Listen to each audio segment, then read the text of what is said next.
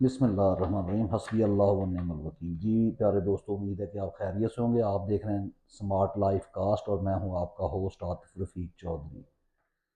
جی دوستو، جیسا کہ آپ کو معلوم ہے کہ اس وقت جو ہم جس دور سے گزر رہے ہیں یہ سوشل میڈیا کا دور ہے۔ پوری دنیا میں ہر شخص کا انٹریکشن جو ہے وہ کسی بھی شخص سے کسی بھی لمحے ہو سکتا ہے، اور یہی وہ چیز ہے کہ یہ وہ فلو ہے انفارمیشن کا، کہ آپ اس انفارمیشن کے تحت جو ہے کہیں پر بھی نہ تو کسی کو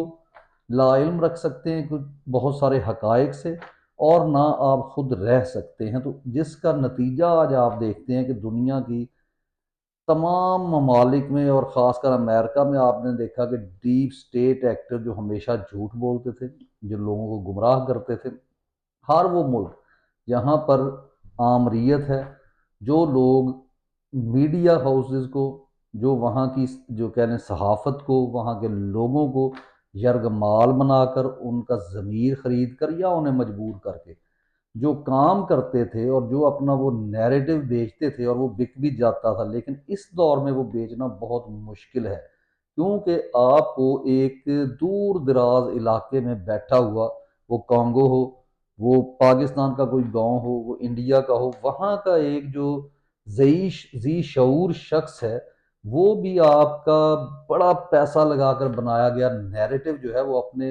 لاجکس کے ساتھ، یعنی لاجیکلی اسے جو ہے وہ رانگ پروو کر دیتا ہے۔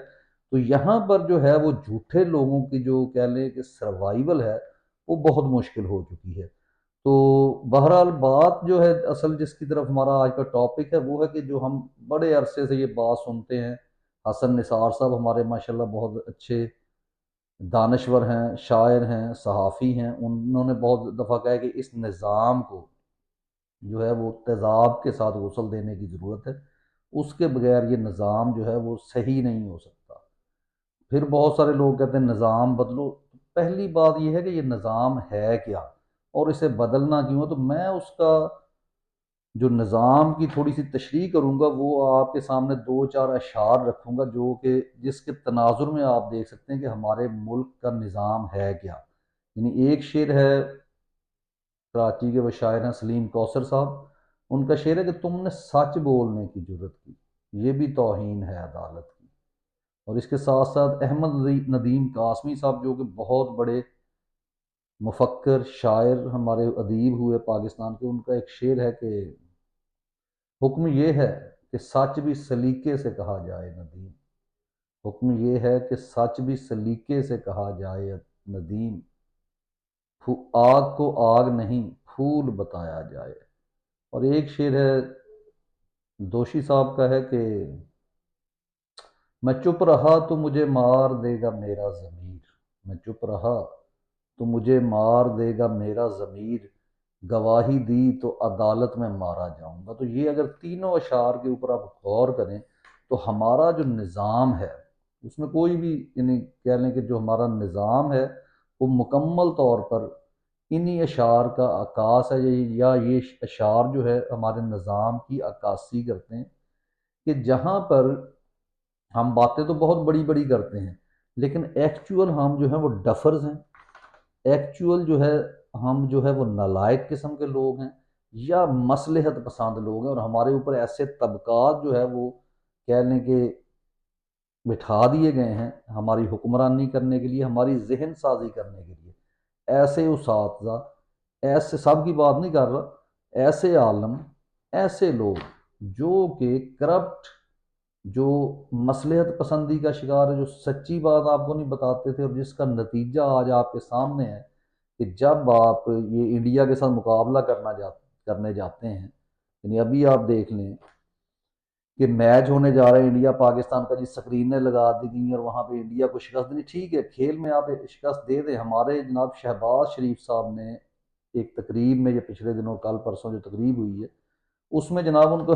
مائک دیکھ کر ان کی حالت غیر ہو جاتی ہے، اور انہوں نے مائک کے سامنے پھر آ کے کہہ دیا کہ میں جو ہے انڈیا سے پاکستان کو آگے لے جاؤں گا،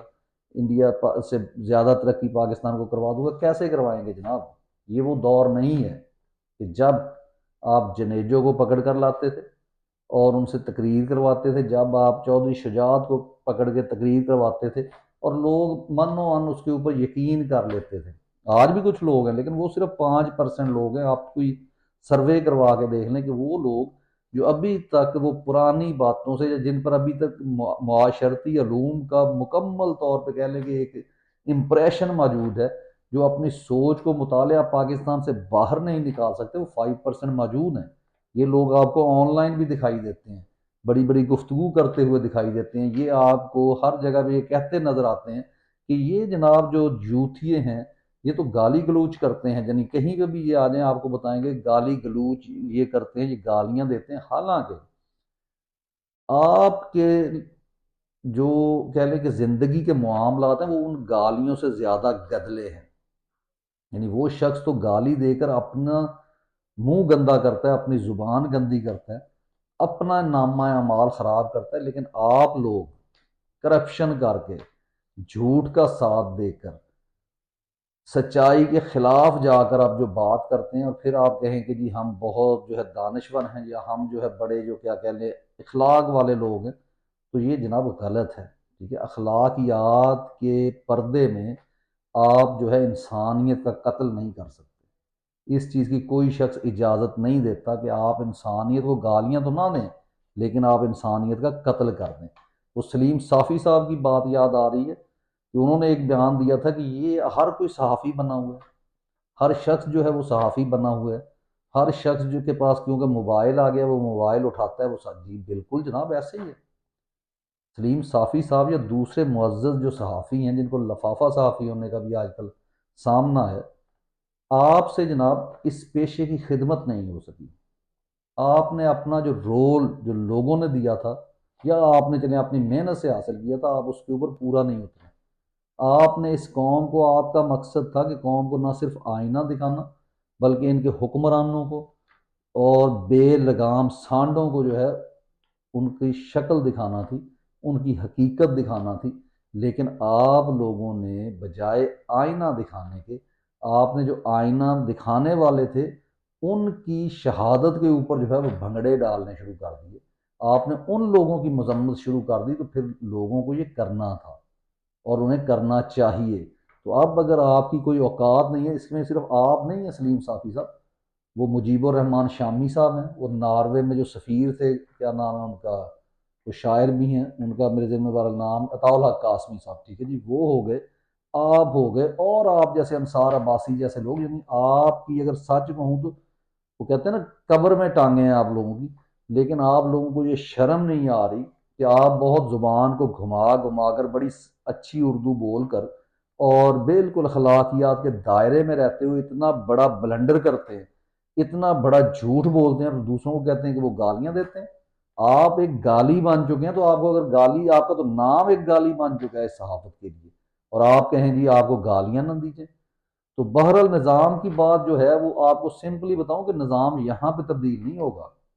یعنی اگر آپ کے ذہن میں ہے کہ یہ جو لوگ ہیں ان کو ہٹا دیا جائے، یہ جو عہدے داران ہیں، یہ جو فرعون بنے ہوئے ہیں، یہ لوگ ہیں، ان کو آپ پکڑ لیں، ان کو عہدوں سے ہٹا دیں، اور پھر آپ یہ نعرے لگاتے رہیں کہ یہ ادارہ بھی میرا ہے، پاکستان بھی میرا ہے، یہ فوج بھی میری ہے، وہ ادارہ بھی میرا ہے، یہ بھی میرا ہے. ادارے آپ کے ہیں لیکن ان میں نظام کیسے تبدیل ہونا ہے اس کے اوپر مکمل غور کرنے چاہیے آپ کو. یعنی آج تک آپ کو ایک بڑی چیز بتاتا ہوں کہ یہ جو نمبر 1 ہے نا جناب، انہوں نے کسی کو بھی، خود تو نہیں رہے اب، لیکن انہوں نے کسی کو نمبر 1 نہیں رہنے دیا. ٹھیک ہے، آپ کا ٹی وی آج سے نہیں، قائد اعظم کی وفات سے لے کر جب تک یہ سیاست پاکستان میں چلی اور یہ نام نہاد جو جمہوریت چلائی گئی ہے، یہ ہمیشہ انہی کے کنٹرول میں رہی ہے. آپ کا ٹی وی ان کے کنٹرول میں تھا. نہیں ہے، لوگوں سے پوچھیں جو وہاں پہ پہلے لوگ کام کرتے تھے. وہ کسانہ صاحب پروگرام کرتے ہیں، وہ بھی پی ٹی وی میں تھے. بہت سارے پی ٹی وی کے لوگ جو تھے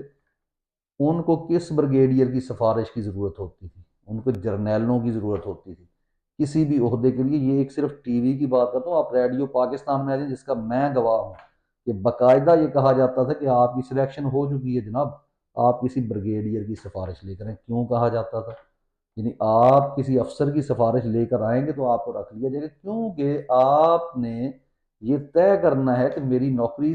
اس شخص کی وجہ سے ہوئی ہے اور یہ مجھے جو بھی کہے گا کل کو میں نے اس کے مطابق بولنا ہے. تو اس سے ہٹ کے آپ، یعنی اوپر سے لے کر نیچے تک تمام اداروں کا نظام جو ہے وہ خراب کیا گیا، کرپٹ کیا گیا، اور یہ کرپٹ کرنے میں کون سے عناصر شامل تھے وہ میرے خیال میں آپ سب کو معلوم ہے۔ اور تھوڑی سی اگر آپ جو ہے نا وہ اپنی سوچ کو پھیلائیں اور دیکھیں کہ کیا کیا ہوتا رہا ہے، یعنی آپ کا سی ایس ایس کا نظام انتہائی بوگس، آپ کا پی سی ایس کا نظام انتہائی بوگس، اور حتیٰ کہ آپ کا جو سب سے بڑا اور ویل آرگنائز ادارہ سمجھا جاتا ہے، وہاں پہ جتنی بھرتیاں ہوتی تھیں ان کو آپ لوگ آج تک یہی سمجھتے رہے کہ شاید ہماری سلیکشن اس لیے نہیں ہو سکی، یا ہمارے خاندان کے بہت سارے ایکٹیو قسم کے لوگ جو کہ سرحدوں پر بھی آپ کے ملک کی حفاظت کر سکتے تھے اور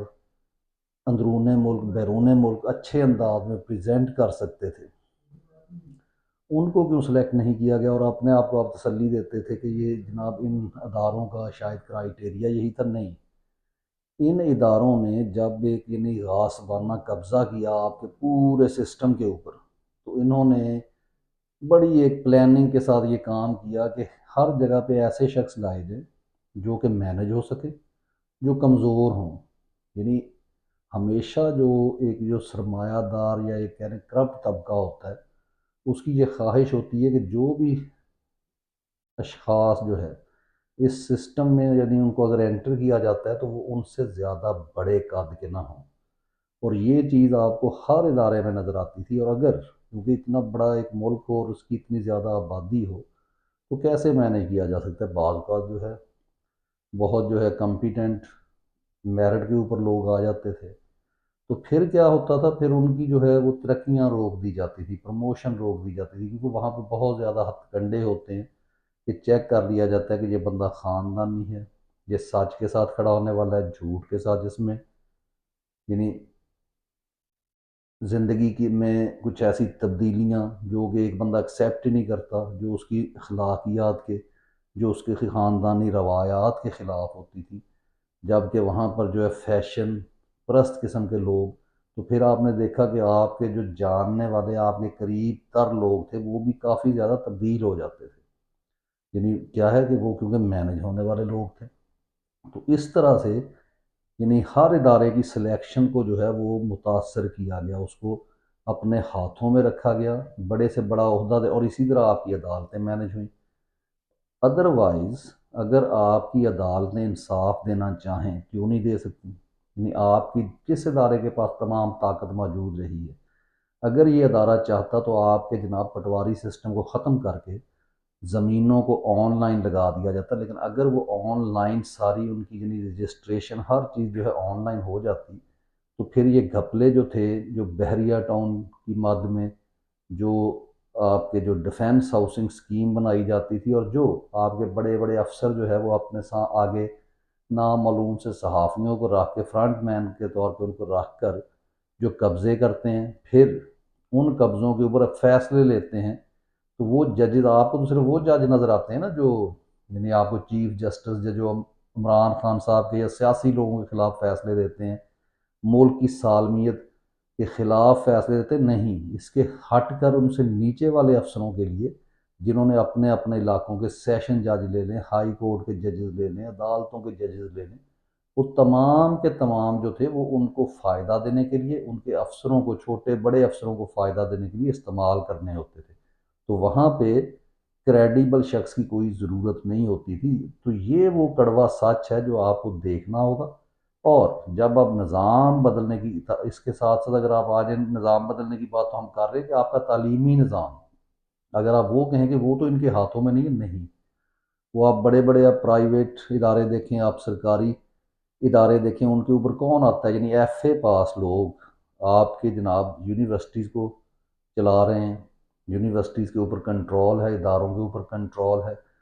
ٹھیک ہے۔ پھر ان کے تو اس لیے ان تمام جب بھی کوئی جمہوری حکومت آتی ہے تو بہت سارا سسٹم ابھی چینج ہونے والا ہے، ایک تو کڑی سے کڑی سزا رکھنی پڑے گی،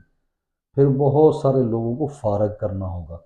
اور نئی بھرتیاں اور سسٹم کی بھرتیاں تبدیل، یہ جو یہاں پہ سیکرٹ ایکٹس نہیں رہے، ایکٹ وغیرہ نہیں چلیں گے، اگر آپ سیکرٹ ایکٹ رکھ کے چلتے ہیں تو وہ تو پھر وہی کام ہوں گے، آپ کے کوئی ملٹری عدالت کا وجود ہی نہیں ہونا چاہیے، خواہ بڑے سے بڑا بڑا ٹیررسٹ ہو یا ان کا اندرون خانہ ہو یا بیرون کوئی بھی کام ہو، اس کو باقاعدہ آپ کا جو میرٹ کے اوپر جو ججز ہوں وہ فیصلہ سنیں، اس میں آپ کا جو ہے بڑا افسر جو ہے وہ بھی حاضر ہو، فوجی کو بھی وہاں پہ حاضر کیا جائے، چھوٹے سے چھوٹے افسر کو بھی کیا جائے، تو اس لیے اور وہ ان کا انصاف کریں اور پھر دیکھیں لوگ اور اسٹیبلشمنٹ بنائیں۔ اسٹیبلشمنٹ یہ نہیں ہوتی کہ ایک ادارہ اسٹیبلشمنٹ ہوتا ہے، اسٹیبلشمنٹ جو ہوتا ہے سب سے پڑھے لکھے ادارے کے جو ایجوکیشنسٹ لوگ ہیں وہ اس میں آتے ہیں، مفکر آتے ہیں، آپ کے شاعر، ادیب، ملٹری کے لوگ، یہ سارے لوگ اس میں شامل ہوتے ہیں، آپ کی سول سوسائٹی کے لوگ شامل ہوتے ہیں، کیونکہ فرد واحد کا جو ایک ذہن ہوتا ہے وہ کبھی بھی مکمل طور پہ ایک قوم کو جو ہے وہ منزل کی طرف لے کر نہیں جا سکتا۔ تو اس لیے ان بہت ساری چیزوں کو آپ نے دیکھنا ہوگا، اور اس کے ساتھ ساتھ جو ہے ایجوکیشن سسٹم میں کیا ہے، یعنی بات ہو رہی تو ایجوکیشن سسٹم بھی چینج ہونے والی بات ہے کہ آپ اس کے مطابق لائیں گے، کیا آپ کا سسٹم جو ہے وہ صرف کلرک یا رٹا مار سی ایس پی آفیسر جو ہے وہ پروڈیوس کر رہے ہیں، جو کوئی انوویٹو قسم کے، کوئی کریٹو، آنیسٹ، کریڈیبل اور پڑھے لکھے لوگ بھی آگے آ رہے ہیں۔ تو اس لیے ان کو ہمیشہ جو ہے، کیونکہ وہ لوگ وہی اچھے لگے جو ان سے نیچے کے ہوں، یعنی اس میں بہت ساری تاریخ کو دھونا پڑے گا، آپ کو ختم کرنی پڑے گی۔ جہاں میں نے بات کی تھی کہ فوجی اعزازات تک، فوجی اعزاز جو ہے وہ واپس لیے جائیں، لیکن اس کے ساتھ ساتھ یہ بھی ختم کریں کہ جی نواز شریف اور زرداری اور یہ جہاں آپ کے شیخ مجیب الرحمان جیسے یا عمران خان جیسے لوگ ان کی مرضی کے بغیر نہیں آ سکتے، وہ جیلوں سے نہیں نکل سکتے، تو یہ کیسے ممکن ہے کہ جی بے نظیر کا قتل ہو جائے اور زرداری صاحب جو ہے اس بحاف پر آ جائیں؟ نہیں، وہ ان کی سلیکشن ہے، کیونکہ یہ وہ لوگ ہیں جو آپ کو برے لگتے ہیں، آپ ان کو 10% کہتے ہیں، لیکن یہ ان کے مائی باپ ہیں، ٹھیک ہے؟ اور یہ تو پپٹس ہیں جو نواز شریف اور دوسرے جو انہوں نے خود چنے لائے اور پھر ان کو کبھی گرا دیا، کبھی اٹھا لیا، اور آج تک یہ سلسلہ چلا آ رہا ہے۔ تو اب قوم کھڑی ہو گئی ہے تو اس پہ مکمل سوچنا ہوگا، اور سوچیں۔ اجازت دیجیے، اللہ حافظ۔